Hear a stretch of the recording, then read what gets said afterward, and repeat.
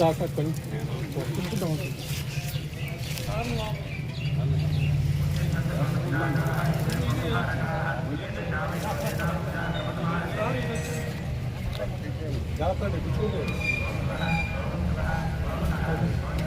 రామలింగేశ్వరంలో పుట్ట రోడ్డు ప్రాంతంలో వాడు మొక్కలు నాటే కార్యక్రమం పెద్దలు సుబ్బారావు గారి నాయకత్వంలో ఏర్పాటు చేసుకోవడం జరిగింది.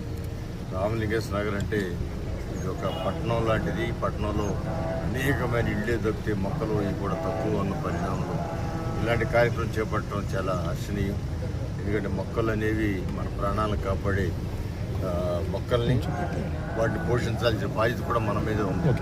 అందువల్ల ఈ కార్యక్రమం చేపట్టిన వారికి మనస్ఫూర్తిగా కృతజ్ఞతలు తెలియజేస్తున్నాను. అదేవిధంగా ఇక్కడ ఉన్న ప్రధాన రిటైనింగ్ వాల్ నిర్మాణం పూర్తయిన తర్వాత పక్కన రోడ్డు నిర్మాణం చేసుకోవాలా, ఎందుకంటే వీళ్ళందరికీ వీలుండేటట్టు ఓట నీరు రాకుండా చేయటానికి రోడ్డు నిర్మాణమే కాకుండా పంపింగ్ స్టేషన్ కూడా పెట్టుకోవాలి. పంపింగ్ స్టేషన్ తాత్కాలికంగా పెట్టడం జరిగింది.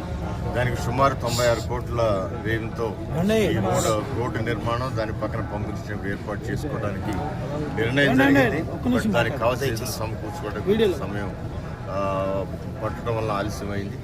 దాంతోపాటు ఇక్కడ సివరేజ్ ప్లాంట్ టోటల్ విజయవాడ నగరానికి పొల్యూషన్ దీని నామ్స్ ప్రకారం ట్రీట్మెంట్ ప్లాంట్ ఇక్కడ పెట్టుకోవడం జరిగింది.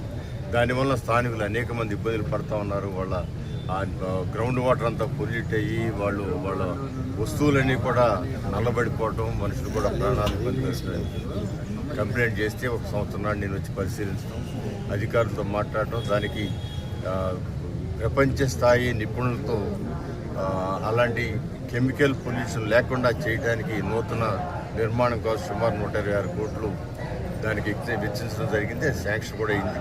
దానికి పనులు కూడా చాలా చురుగ్గా జరుగుతున్నాయి. ఆ పనులు పూర్తి అయిపోతే ఖచ్చితంగా ఈ సివరేజ్ ప్లాంట్ అనేది అవసరం, విజయవాడ నగరం మొత్తానికి కూడా అవసరం. అది వేరే వాళ్ళకి ఇబ్బంది కలగకుండా చేయడానికి దానికి ఎన్ని చేయాలో అన్నీ చేసి అది ఒక సేఫెస్ట్ ప్లాంట్గా చేయడానికి దాని ప్రయత్నాలు జరుగుతాయి. దానికోసం నిధులు కూడా వెచ్చించడం జరిగింది. వాటి పనులు కూడా చాలా స్పీడ్గా అవుతూ ఉన్నాయి. అది ఖచ్చితంగా సక్సెస్ కావాలని మనస్ఫూర్తిగా నేను కోరుకుంటూ ఈ 2 కార్యక్రమాలు పూర్తి చేయాల్సిన బాధ్యత ఉందని కూడా తెలియజేస్తూ సెలవు.